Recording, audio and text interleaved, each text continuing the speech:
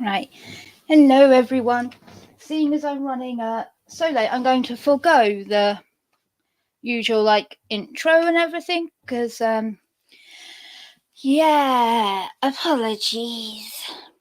Today's been a bit of a mental one, pretty much. So kind of was really on track for getting ready. Everything was great. Then I go to the supermarket to get some food for dinner and Brainless donated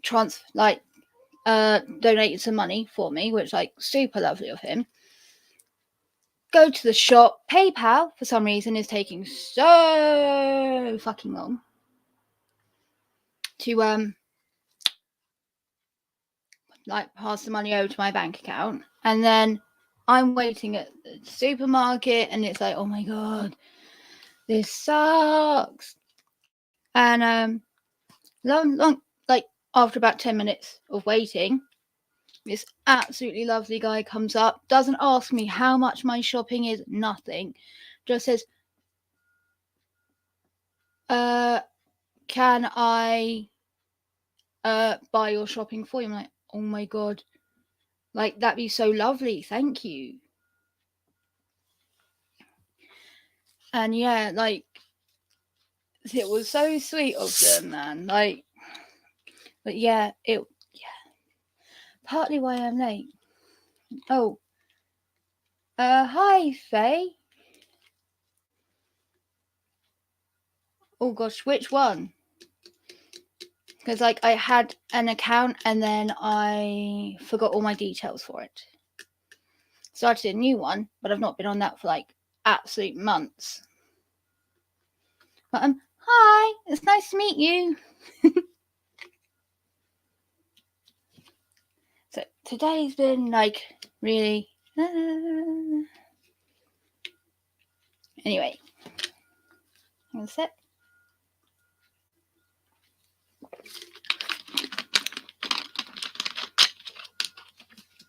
Right.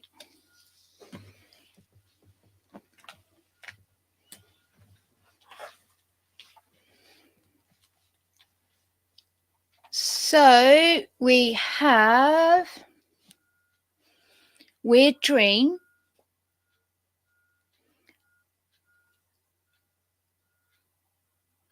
Wanted to save those two for Halloween. If you find a bunch of RVs in the middle of the woods, run.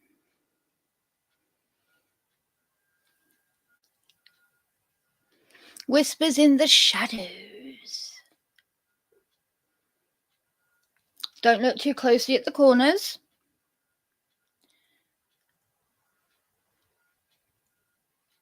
Whispering nightmares, a carousel of fear. What do we reckon? Or, sorry, the other one. This Weird Dream.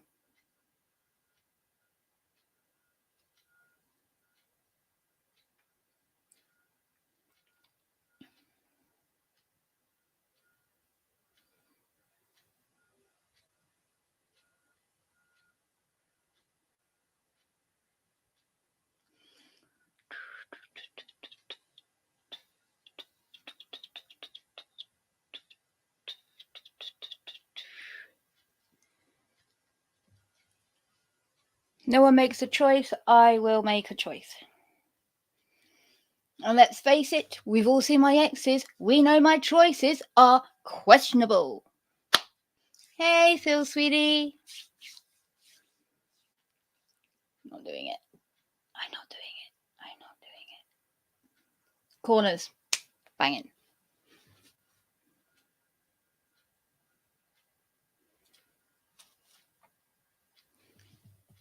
Okay, so don't look too closely in the corners.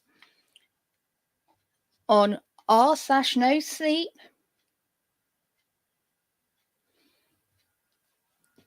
and by user Biscuit Starberry.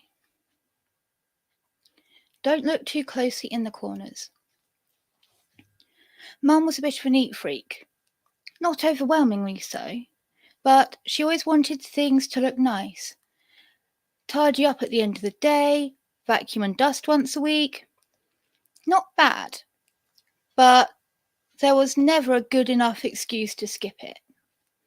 I picked up some of her habits, but there was definitely an occasional excuse good enough to skip it. Usually good sex, good booze, or a combination of the two. I discovered both of them in plentiful handfuls when I left for college.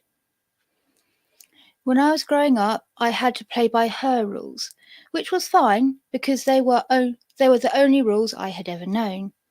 Make sure you put everything in its place before you go to bed. Then you'll know exactly where they are when you want to play with them tomorrow, she would say.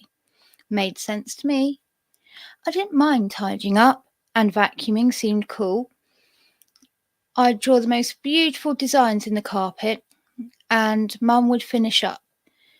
She made it a game. Mum made everything a game or a puzzle or an adventure, except for dusting. Dusting was a chore, and I hated it. Don't forget the corner. It's where the dust bunnies like to collect, she said. It gives me a headache. Why can't I just skip it? If we dust everything else, there won't be enough dust to make dust bunnies. She did occasionally regret those puzzle-solving skills. They will come anyway, dear. I know it's not fun, I know, but it only takes a second and then we're done. Just a quick swipe, problem solved. And we can go about our day. Just don't look too hard and it'll be a cinch. She was right, of course, but it really isn't that hard. So I'd brave the headaches and swipe and be done. It was horrible. We've never had much money. Dad died young in an accident at the factory. The union got Mum a small pension out of it, but it wasn't really enough to live on. And when the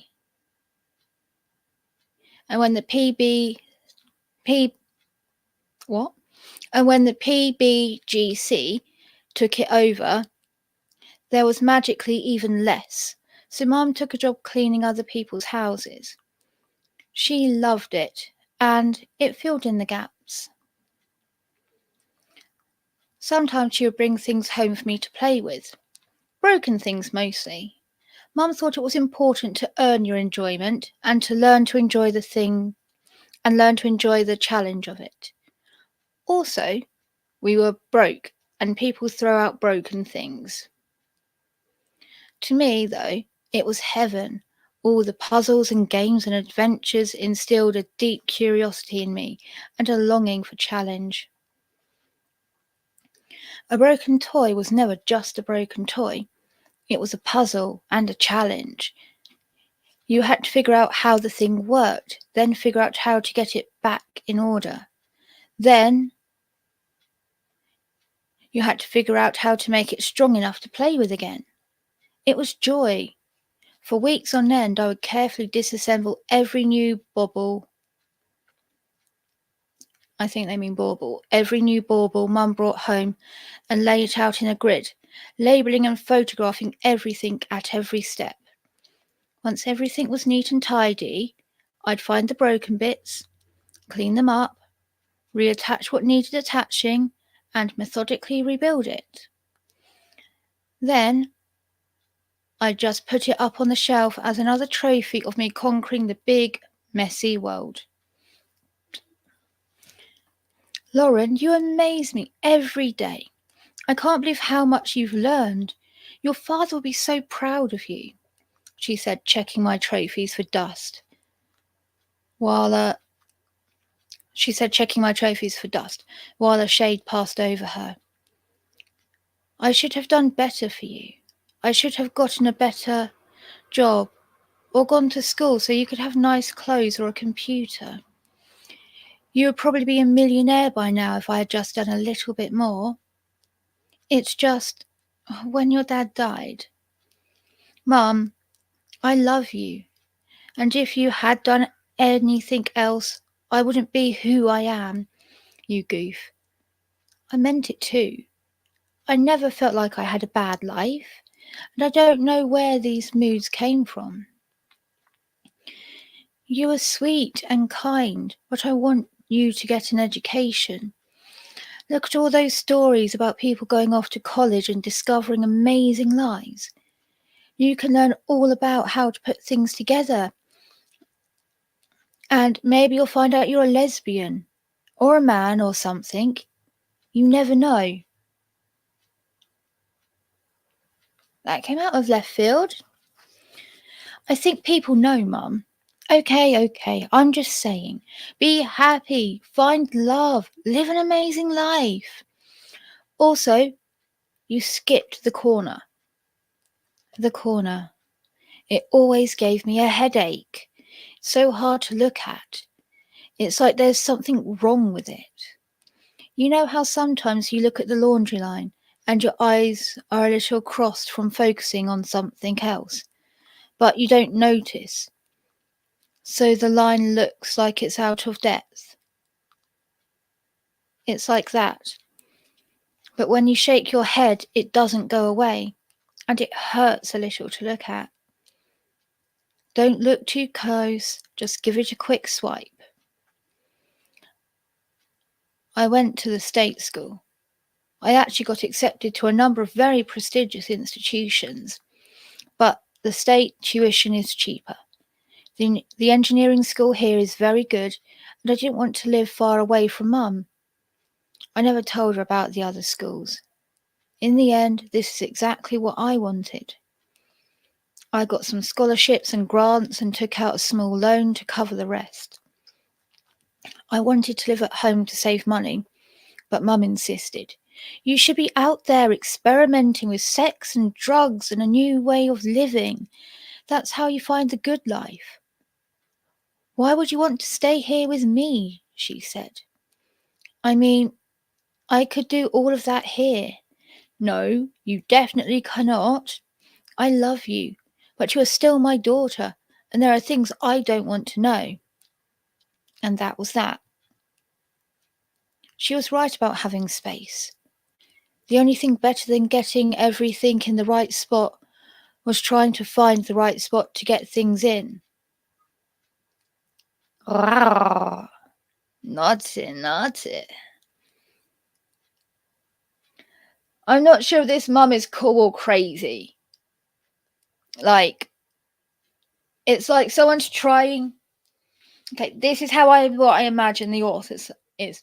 The author is a 14, 15-year-old girl trying to write what she thinks the cool mum would be without any idea of what a cool parent would act like or say.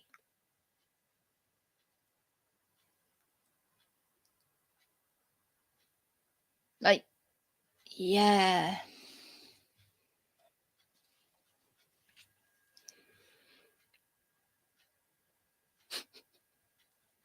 Oh, God.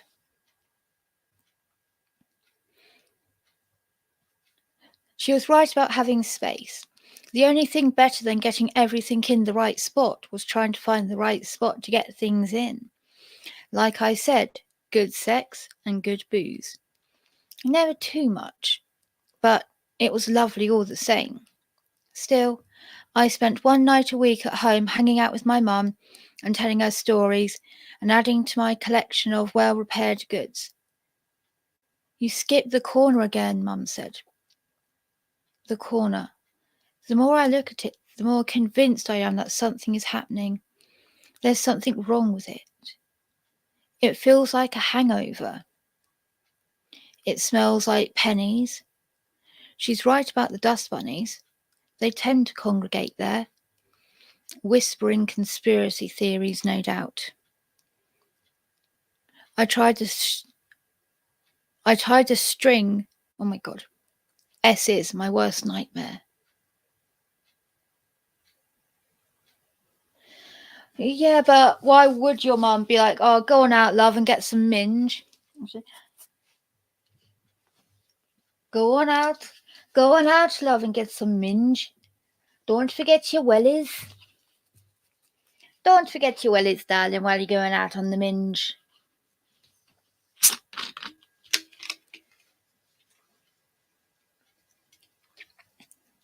Right. I tied a string to a screw eye and screwed it into the bottom of the lowest shelf. At the end, I tied a small brass washer and dangled it in the corner. It made it a little bit easier to focus on the corner, but it still hurt to look at.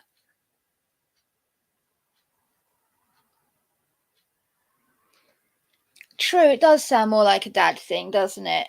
But not talking to your daughter either. That's more like a dad to son, not dad to daughter. It's like, oh yeah, while we're at it, sweetheart. Let me tell you the right position to sit on it. You know, lean back like this, angle your hips. Best way to get them hard is to do this. Always work for me and your mother. Yeah. No.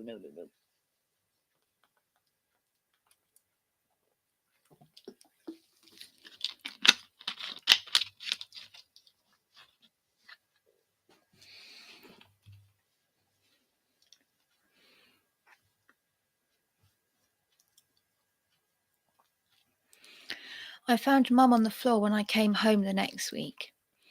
I don't know how long she'd been there, but I'd guess at least a day. There was a puddle of urine stretching out and soaking the carpet. She had developed a small sore where her hip connected to the carpet. I called an ambulance and spent the weekend sitting in uncomfortable chairs listening to doctors talk around me and then to me. She'd had a stroke. There was significant damage to her brain, but they weren't sure yet how it would affect her in the long run. In the short term, she'll have significant difficulties communicating and will have severe disabilities with mobility. Over time, they expected some of her motor functions to return, but had no idea to what extent.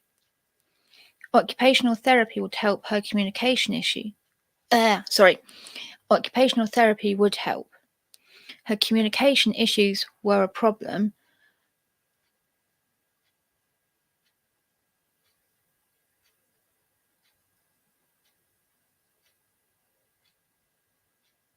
What? Her communication issues were a problem.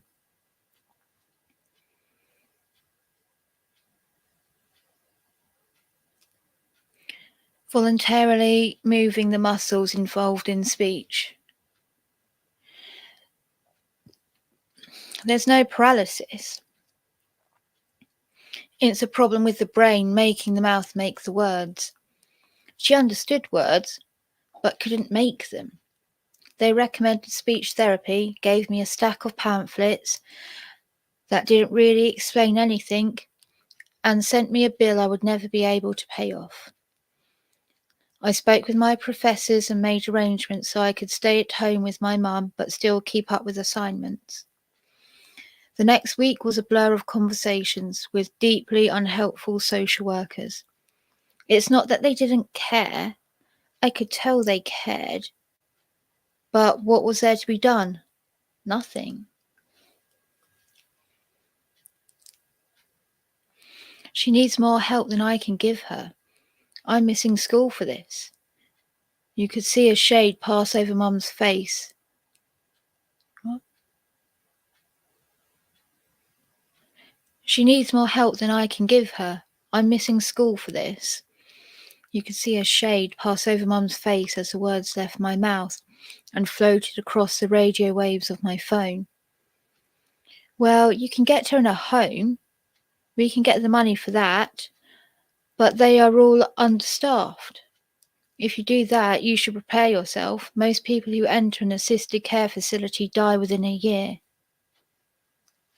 One sec.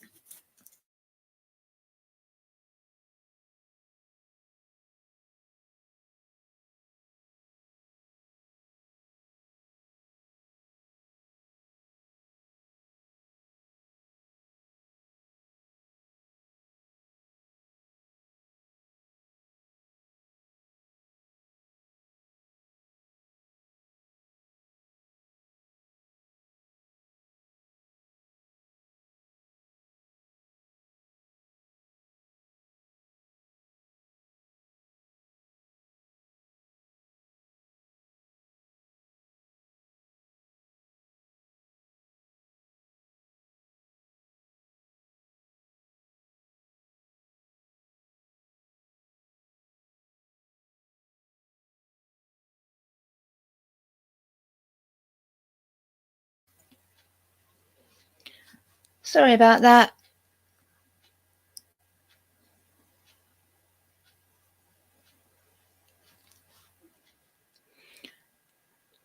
Where was it? There we go. Most people who enter an assisted care facility die within a year, she said. But what if she gets better? The doctor said she could recover some. Assisted living isn't a temporary solution. If you think she could recover, you should do everything in your power to keep her at home. There is some funding for home health aides, but they're terribly difficult to find.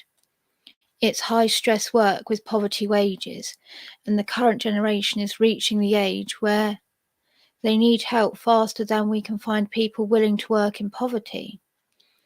In the meantime, I strongly recommend you sign up to be a home health aide so you have some income, she said. What about school? What should I do with school? Mum wanted me to get a degree and go on adventures. It's important to her. Another shade passed over Mum, and I felt its chill for the first time. I can't help you with that. I'm sorry. I can only tell you what options are available. She was telling me there were no options. She was telling me that I could allow my mother to die in an understaffed assisted living facility while I had my freedom, or I could take my mother's place and care for her like she did for me. It's a trolley problem. Which way do I flip the switch?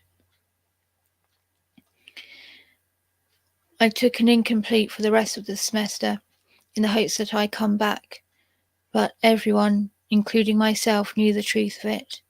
Doesn't matter how hard I work or how hard I study, whether I do things the right way or not, this is where I'm going to be for a while. It's okay.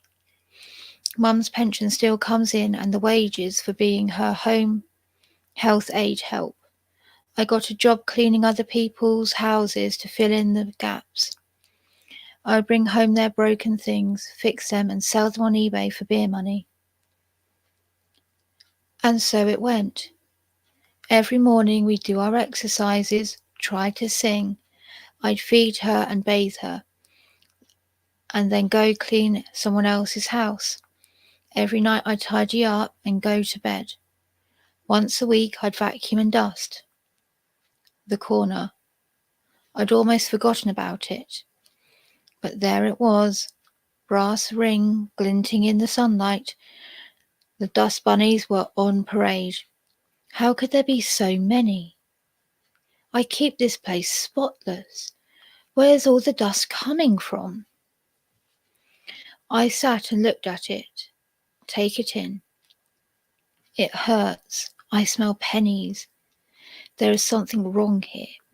Something is broken in the world, and it's spitting out dust bunnies and hangovers. I shoo away the dust bunnies and shine my phone's light onto it. It hurts. There's nothing there, and it hurts. There are so many nothings there, vibrating in their absence. A symphony of absence. There's something wrong, and the more I look, the more I see there is so much here, and it's all missing and wrong. My stomach turns, and I see 15 corners in one corner, and 13 other corners in the same corner, pointed out in a direction I don't understand. I hear a knocking and turn to see Mum in the hallway. A quick swipe and it's fine, except that it's not. There's something wrong there. Mum looks worried. I get her into bed, pour myself a glass and settle in for the night. There'll be more of the same tomorrow and plenty of time to worry about it.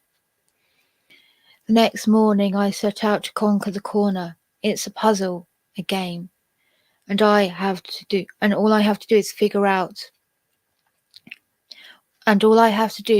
it out. Then everything will be right in the world again. Mum and I try to sing and dance. I clean someone else's house. I come home. I look in the corner. Dust bunnies and hangovers. It's a good enough place to start. I collect a dust bunny and bring it over to my fixing table and take it to pieces, one bit at a time. An eyelash, a gauzy piece of webbing, a small piece of sand, a small bone, and something I don't recognize. There is a dampness on my chin, and I recognize my nose is bleeding. Out to the kitchen to take care of it. Mum looks at me with concern. It's fine, Mum, just a nosebleed. Winter is setting in and the air is dry. You know how it goes. She doesn't respond, but I get the feeling she knows better. Mums always know more than you think they do.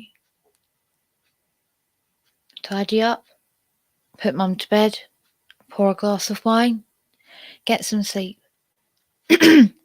There's a ball of something that might be nothing sitting on my desk, and I don't know what to make of it. Everything else from the dust bunny has been categorized, examined, and labelled. It's just a dust bunny.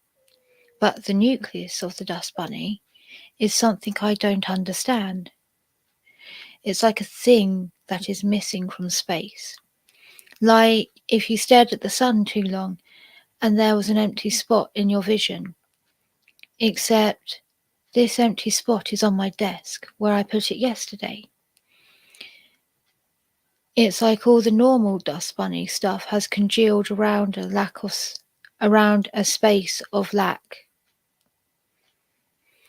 Maybe it's trying to fill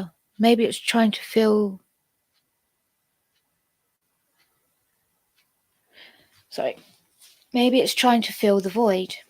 I don't know. I put it all in a spreadsheet and swipe it away into the trash. The corner is still there. No dust bunnies yet today, but it is vibrating softly when I look at it.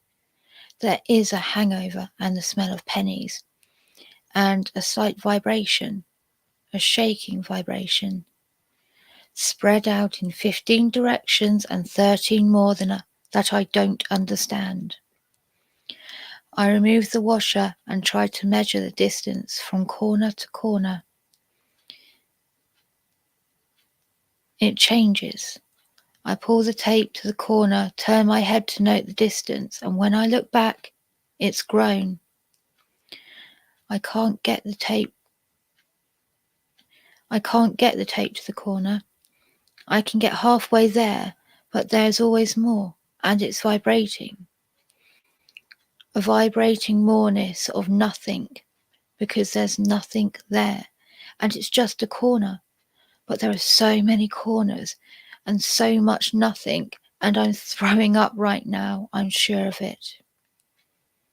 Tidy up, Mum to bed, pour a glass, sleep, dance, laugh, a little less, work, home, corner. A note of nothingness hangs in the air, where the washer used to be. There's nothing there. Behind it, nothing more. Just a corner and nothing else. But there is so much nothing. Today I swim in nothing, feeling the full support of nothing while I drift through nothing and fall through nothing. There is nothing here and nothing to be done, and I still find more nothing. I breathe nothing. It smells like pennies and hangovers. I can hear Mother knocking. She has to use the bathroom. But I'm full of nothing, and there is so much nothing to catalogue. I swipe it away and help Mum with the bathroom. She looks sad all the time now. I can feel a chill all the time now. Am I sick? Who will take care of Mum if I am sick? I clean her up, turn on the television, and return to studying and learning and cataloguing and fixing nothing. There are 15 nothings, and 13 more in a direction I don't understand. If I breathe through the nothing, I can manage the headache and the pennies. But I have yet to find out the size of the nothing or where it comes from. Why is there so much nothing? My vision tunnels. I hear Mum. I see nothing. There is nothing. So much nothing. I turn to go back and cry to Mother and find nothing in my way. There is nothing stopping me. It is wrapped more tightly around me than anything I've ever experienced. There is so much nothing. I scream as loudly as I can and nothing. I take a quick swipe at the corner and turn back for Mum. She's right. There's so much nothing. It's best to ignore it.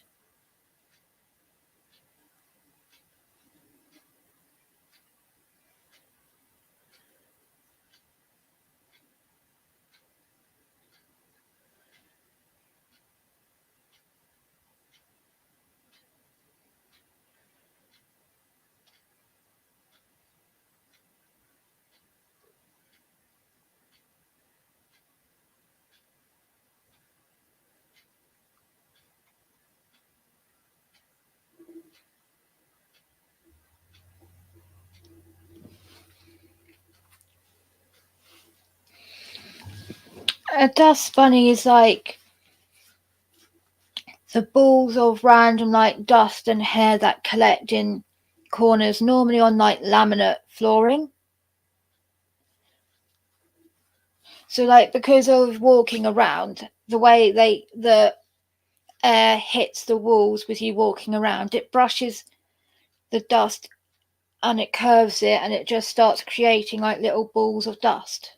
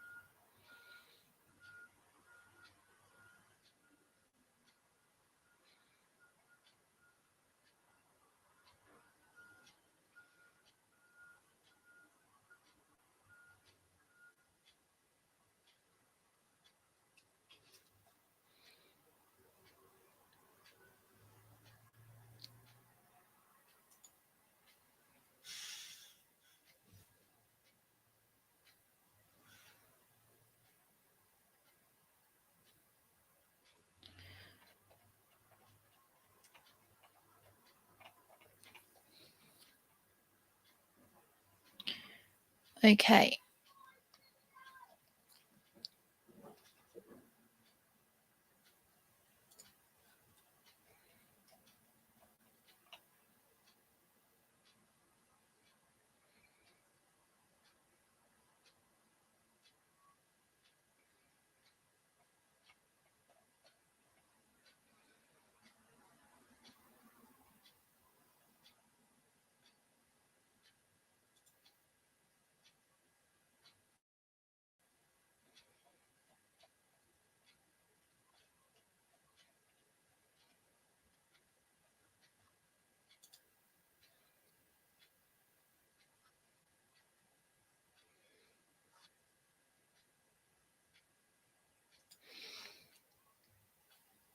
Right. Now this is Whispering Nightmares, a carousel of fear. Right, give me a second. I'm just going to have a sip of my drink. Drink!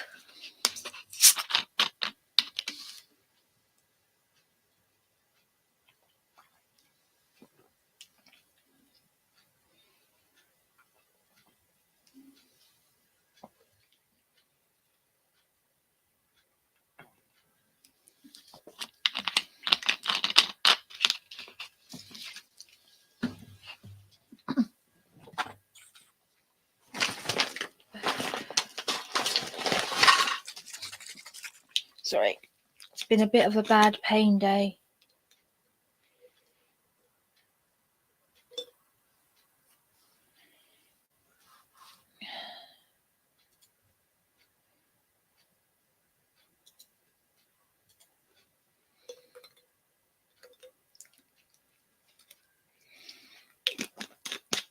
Hiya, bro guy love. Right.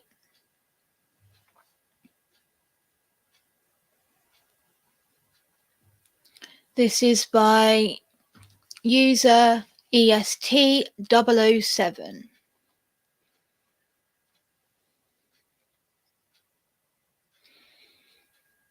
Once upon a time, in the heart of a bustling city, I had a desk job.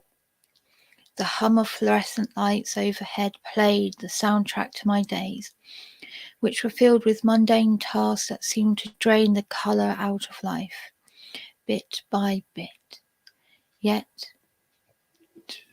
it was a stable 9 to 5 that ensured the bills were paid.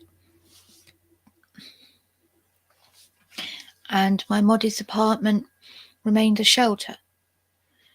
But life, with its unpredictable whims, decided to throw me a curveball. Following a sudden wave of layoffs that stormed through our company like a ruthless tide, I found myself stranded on the shores of unemployment. Desperation coupled with the gnawing of reality. Desperation coupled with the reality, with the gnawing. Desperation coupled with the gnawing reality of bills piling up led me to grasp any semblance of a lifeline. That's how I ended up accepting a position as a groundskeeper at the long-abandoned Whispering Pines amusement park. It was a place that once echoed with the laughter of children and the joyous shouts of families, now veiled in an eerie silence that seemed to cling to the rusty rides and weathered stalls like a shroud. The towering Ferris wheel stood still against the sky, its silhouette a haunting reminder of forgotten joys. The first 2 days on the job were pretty uneventful. I busied myself with clearing up the overgrown weeds that seemed to claw at the remnants of the colourful booths, making minor repairs where I could. The eerie atmosphere was unsettling. The silence of the park only broken by the creaking of old rides swaying gently in the breeze. Every shadow seemed to dance ominously across the cracked pavement, but I convinced myself it was just the remnants of a place once filled with laughter and screams of thrill, echoing through the veil of time. On the third day, however, everything changed. The morning cast long shadows as I made my way through the park, its rays unveiling the decay that time had imparted upon the once vibrant carousel, now forsaken and shrouded in a cloak of ivy. Behind it, I discovered a weather-beaten shed. As I opened the creaking door, a gust of stale, cold air greeted me. Inside, taped to the wall, was a list of rules that seemed to have been written in haste. Never enter the Hall of Mirrors after sundown. Ignore the music from the old piano near the entrance.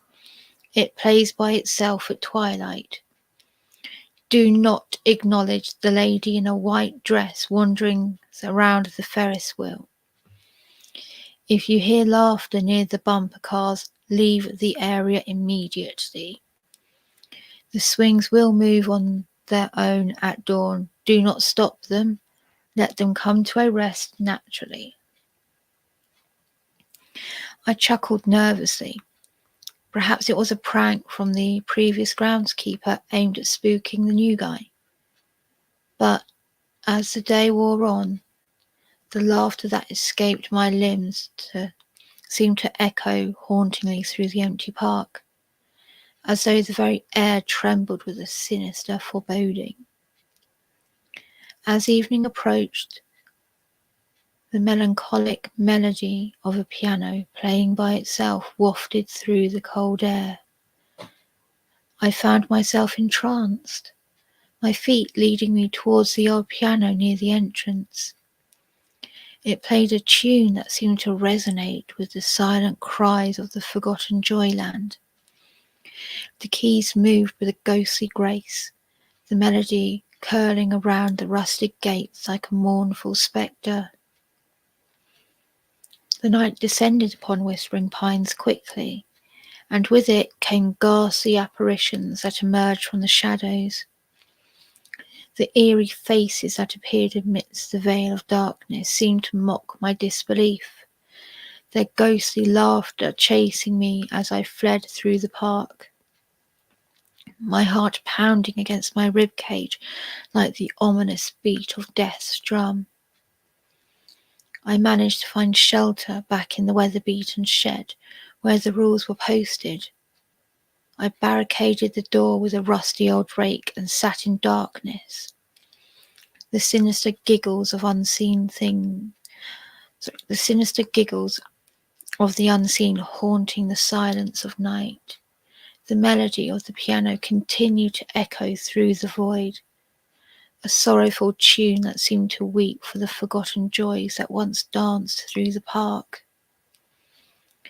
As dawn broke, casting a pale grey light through the cracks of the shed, I felt a semblance of safety return. The shadows retreated with the rising sun, and the ghostly laughter faded into the recesses of the eerie silence that once again enveloped Whispering Pines.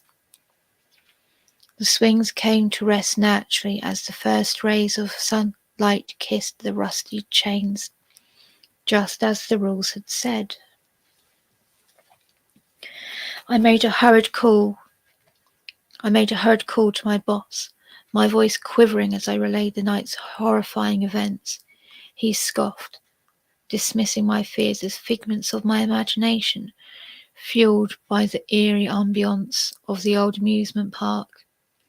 He reminded me sternly of the dire need for this paycheck this job provided and how scarce job opportunities were. I was trapped in a ghastly reality, bound by the chains of financial desperation. With a heavy heart and trembling hands, I returned to my duties the next day. The sun seemed to cast longer shadows with each passing hour, as if foretelling the sinister dusk that awaited. As the evening approached, I found myself drawn towards the Hall of Mirrors before sundown, as if some unseen force beckoned me. Pushing open the creaky doors, I stepped into a world where reality seemed to twist and distort with each reflection. The hall was a maze of mirror, each one casting a myriad of reflections that seemed to stretch into infinity. At the far end of the hall, I found another set of rules taped to a mirror. The ink looked fresh, as if it was waiting for me. Never look the clown in the eyes, he dislikes it. If you hear giggling, exit the hall immediately. Do not touch the mirrors, they might touch back. If the reflections stop mimicking you, close your eyes and count to 10 before leaving the hall. After sundown, do not, under any circumstances, enter the hall. As the eerie giggling reverberated through the hall of mirrors, a sudden movement in the reflection caught my eye. I froze as a grotesque clown emerged from the depths of the distorted mirrors, his twisted smile sending shivers down my spine. My heart hammered against my chest as I stumbled backwards, the ghastly image of the clown leering closer, with each passing second. Panic surged through my veins, urging me to flee. I turned on my heels and sprinted through the maze of mirrors.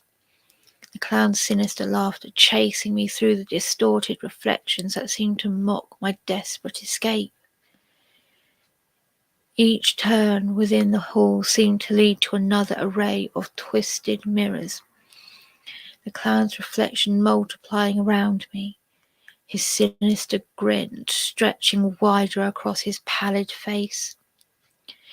The reality of the hall seemed to contort with every step, the boundaries between all reflections and reality blurring into a nightmarish haze. I could hear the soft thud of his oversized shoes gaining on me as I frantically searched for the exit.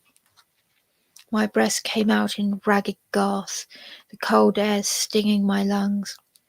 Just when I thought the clown would snatch me into the abyss of the mirrors, I spotted the exit. With every ounce of strength left in me, I lunged towards the door, crashing through it into the cold embrace of the dusk air outside. The door swung shut behind me, cutting off the sinister giggles that echoed through the haunting maze of mirrors. I stumbled backwards, gasping for breath as the reality of what transpired hit me like a tidal wave. I tore off my uniform right there, the emblem of whispering pines seeming to sear through the fabric into my skin. I hurled it into the trash bin, watching as the dark fabric swallowed the emblem that now symbolized the haunting reality I never wished to return to. No job is worth this, I whispered to myself, my voice quivering with the cold dread that gripped my heart. As I trudged away from the haunting silhouettes of whispering pines, the melancholy melody of the old piano played its mournful tune, resonating through the eerie stillness of the night. The haunting memories of the forgotten Joyland were now etched into the abyss of my soul, a nightmarish reality that would lurk in the shadows of my mind forevermore, of the forgotten Joyland.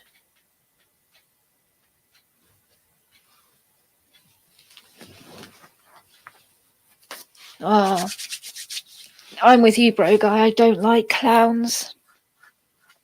Clowns unnerve me a hell of a lot. And I know why. I know why I don't like clowns. Like, that's a given. I don't like clowns because my dad, when I was little, made me watch a horror movie.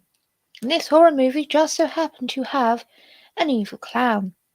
That in the first 5 minutes of the movie, an evil clown knocks on the door with a little girl and a mama. And like, hi kid, happy birthday. And then proceeds to kill and rape the mom in front of the kid. 'Cause that's fun.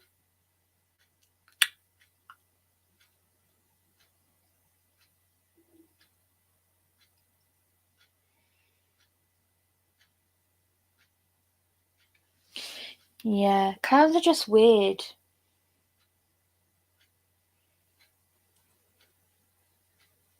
No.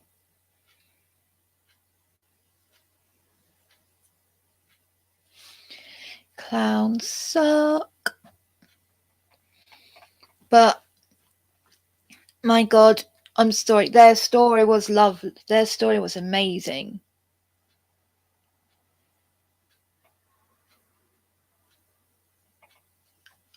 I really like this. I really liked their story. It was so good.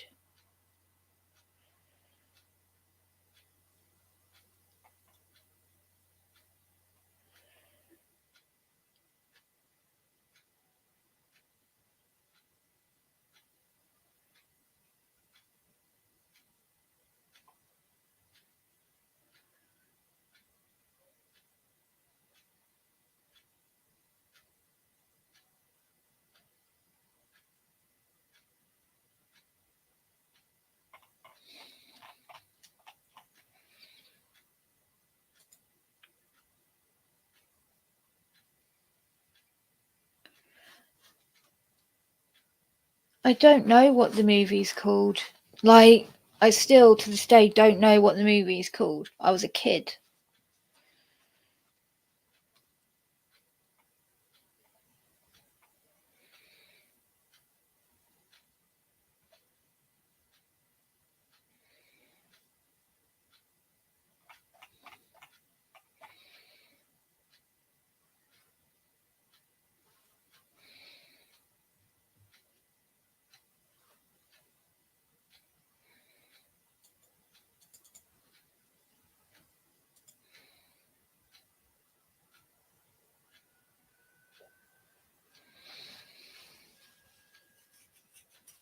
Yeah, see you on the other side.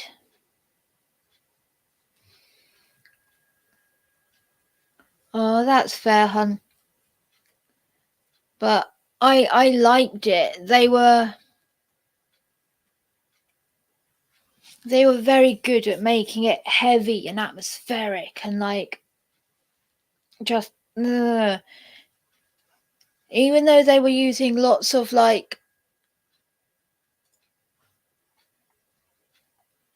they were using a lot of very particulars.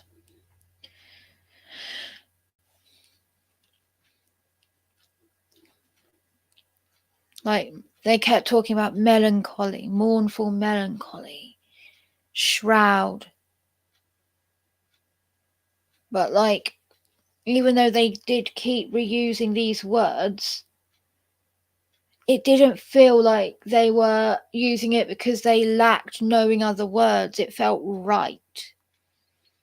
Like it felt like the emphasis on those words was very deliberate in like again and again, as opposed to I can't think of another word for sad, so I'm going to just use that word still. Like I really hope they do more stories because that was really lovely. And I'm going to do it again. Remember, that was user EST007.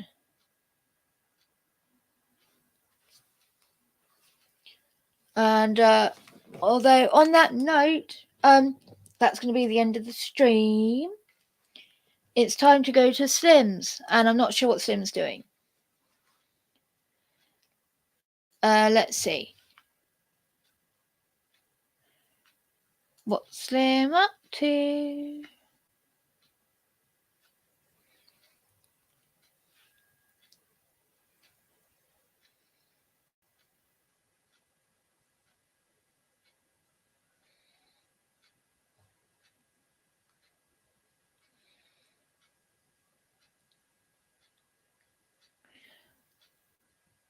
Okay, I believe it's Drunken Wednesdays today.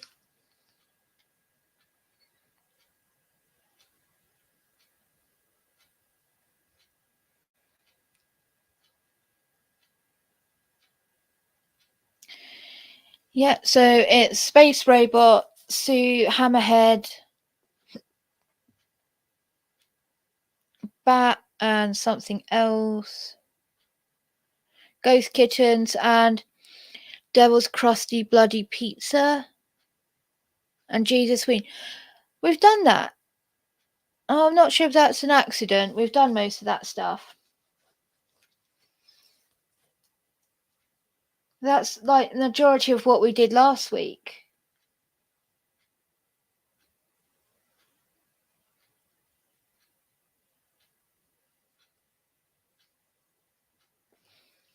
Oh well, we'll sort it out. But yeah, so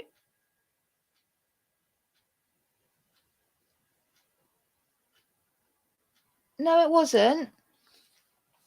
That was the stream that we all very much did. Anyway, right.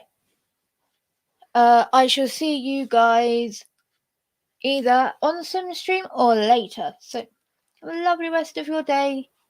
Have a nice night and see you next time. Bye bye.